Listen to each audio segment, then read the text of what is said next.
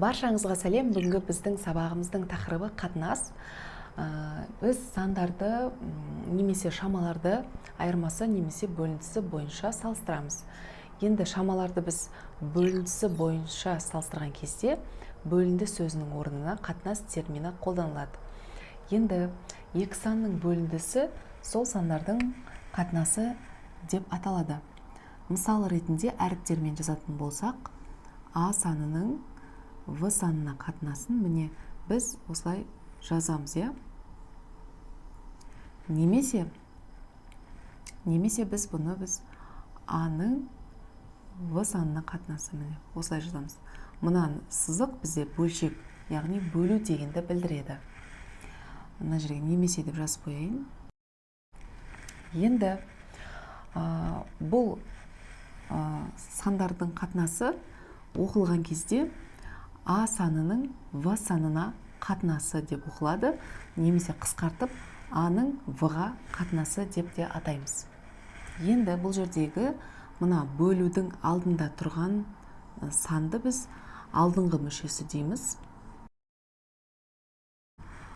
Ал бөлуден кейінгі тұрған В санын біз соңғы мүшесі дейміз. Мысалы ретінде жазатын болсам, мысалы ретінде міне 17-ның 8-ге қатынасы міне. Бұл жердегі 17 дегеніміз алдыңғы мүшесі болады, ал 8 ол соңғы мүшесі болады. Бұны біз бөлшек түрінде 17-ның 8-ге қатынасы деп осылай да жазамыз. Бөлшектің алымында тұрған сан ол алдыңғы мүшесі, ал бөлшектің бөлімінде тұрған сан ол соңғы мүшесі болып табылады. Енді біз екі кесіндінің ұзындығын салыстырайық. Мысал ретінде міне кесіндіні саламыз. Кесінді деген осылай екі шеті нүктемен шектелген түзу. Міне А атын жазайын, АВ кесіндісі міне. Бұның ұзындығы 14 сантиметр болсын. Енді дәл солай тағы да кесінді салайын. Міне С-ді кесіндісі деп белгілейміз. Бұның ұзындығы 7 сантиметр болсын. Енді осы екі кесіндінің ұзындығын біз қатынас түрінде қалай салыстырамыз? Бірінші, бізде бұл жерде үлкен кесіндінің ұзындығы С-ді кесіндісінің ұзындығынан қанша есе ұзын екенін біз оны қалай білеміз? Яғни үлкен АВ кесіндісінің ұзындығын біз қатынасы деп жазамыз екінші С-ді кесіндісінің ұзындығына, яғни 7-ге.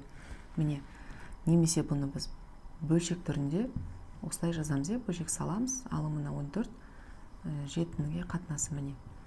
Бізде 14-дің 7-ге бөліндісі нені береді? 2-ні береді. Яғни бізде бұл жерде салыстырған кезде АВ кесіндісінің ұзындығы С-ді кесіндісінің ұзындығынан 2 есе үлкен дегенді немесе ұзын дегенді білдіреді. Екінші кесіндіден үлкен кесіндінің қанша есе ұзын екендігін анықтаймыз. Ал екінші түрінде керісінше біз мына С-ді кесіндісі АВ кесіндісінің қандай бөлігін құрайды, оны біз қалай анықтаймыз? Ол кезде біз мына С-ді кесіндісінің АВ кесіндісіне қатынасын анықтаймыз. Яғни біз С-ді кесіндісі 7, оның АВ кесіндісінің ұзындығы, яғни 14-ге қатынасы бізде осылай жазылады, және немесе 7-ның 14-ге қатынасы деп осылай жазамыз. Енді біз 7-ні 14-ге бөлмейміз, қысқартамыз. Екеуі де жаңағыдай 7-ге қысқарады ғой. Сонда 7-ге қысқартсақ 1 болады, 14-ті 7-ге қысқартқан кезде 2 болады. Сонда бізде шыққаны 2-ден 1. Міне. Бұл деген мына С-ді кесіндісі АВ кесіндісінің 2-ден 1 бөлігіндей дегенді білдіреді. Бөлігіндей.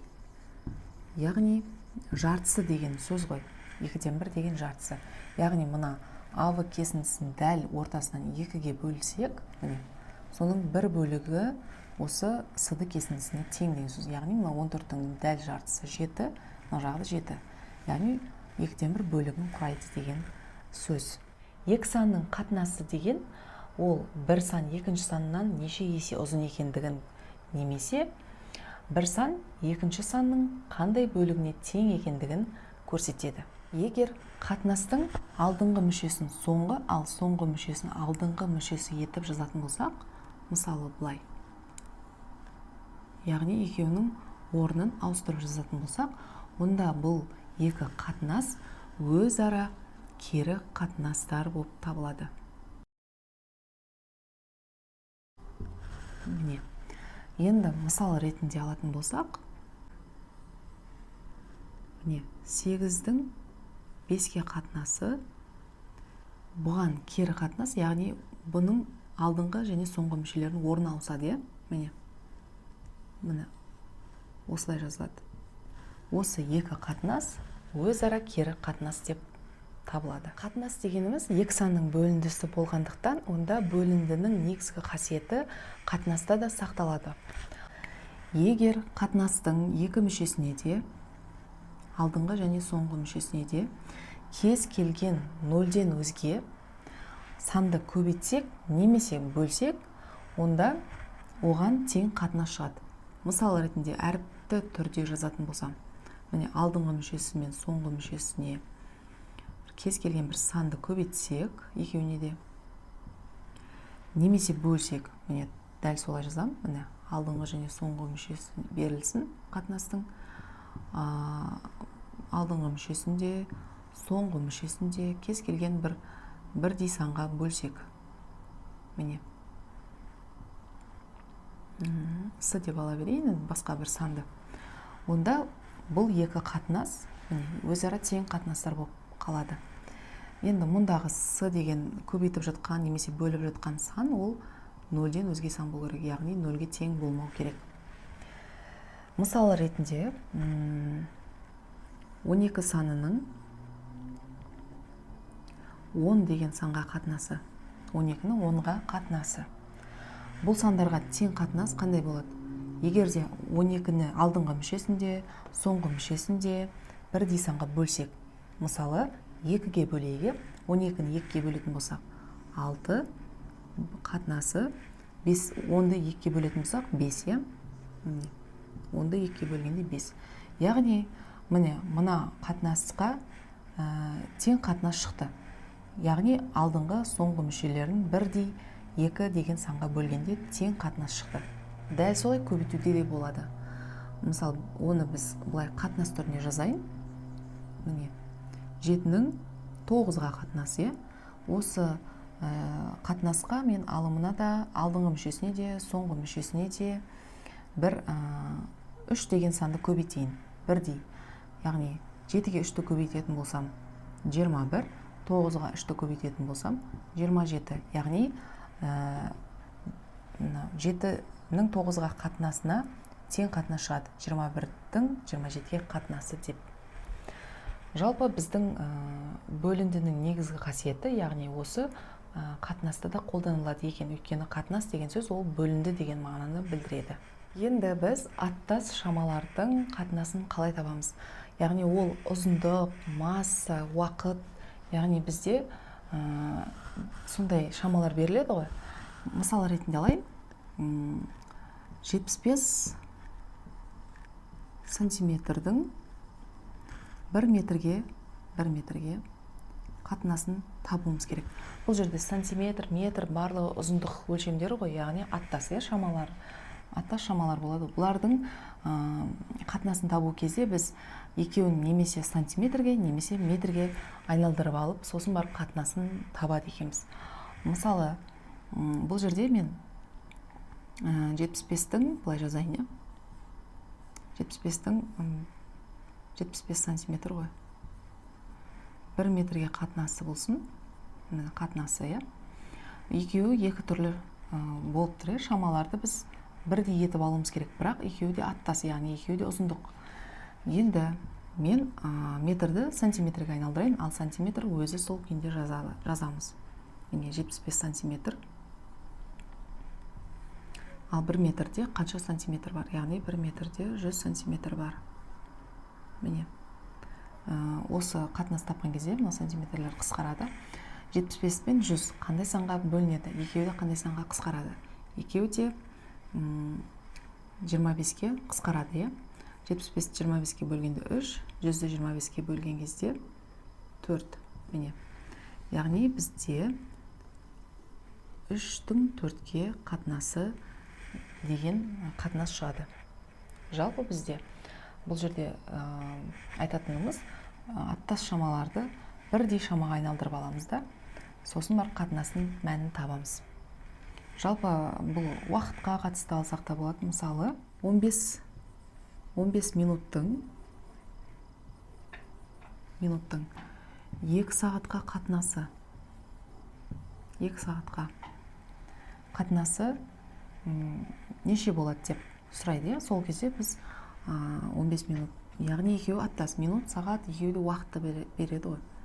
15 минуттың қатынасы 2 сағатқа деп жазып алайын. Енді мен осылай да жазып кетіп орындай беруге болады. Бірдей етіп айналдырып арғай қатынасын табуға болады. Немесе екеуін жеке-жеке 15-тің 2 сағатты бірдей минутқа немесе сағатқа айналдырып аламыз.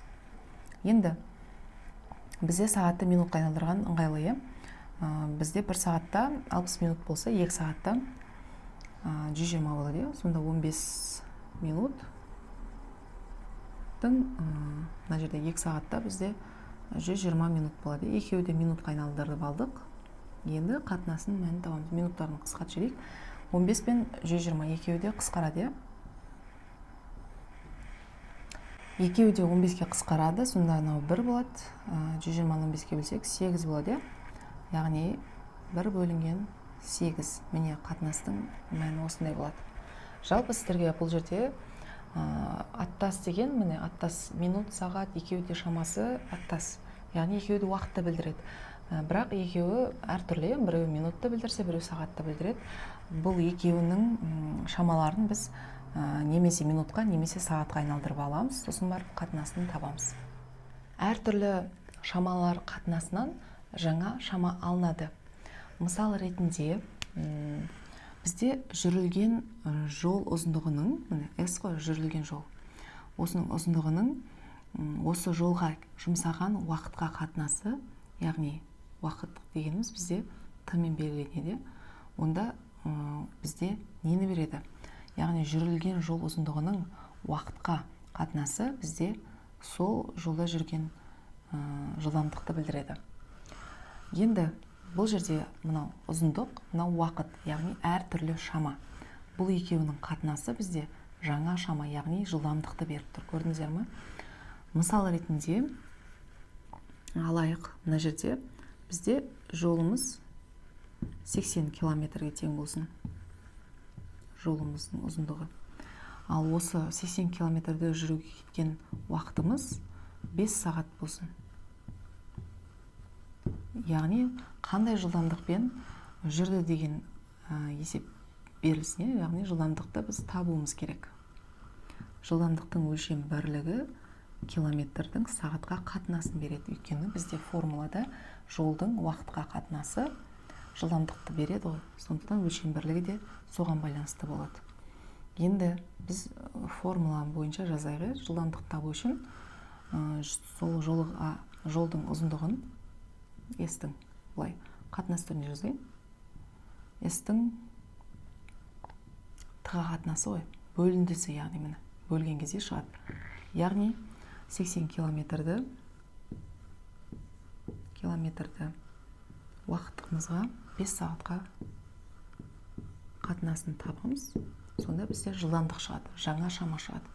Міне 80-ді 5-ке бөлсек 16 километр бөлу сағат, яғни километрдің сағатқа қатынасы. Міне бұл жерде екі әртүрлі шаманың қатынасынан, әртүрлі шама, яғни ұзындық пен уақыт қой, әртүрлі шаманың қатынасынан жаңа шама шықты, яғни жылдамдық шықты. Бұл анықтама соны айтып жатыр. Бүгінгі қатынас тақырыбындағы сабағымыз аяқталды.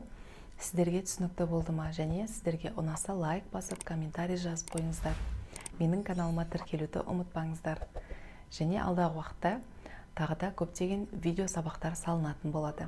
Егер сіздер математикадан күшті білім алып жатсаңыздар, мен өте қуанышты боламын. Сіздерге рахмет, сау болыңыздар.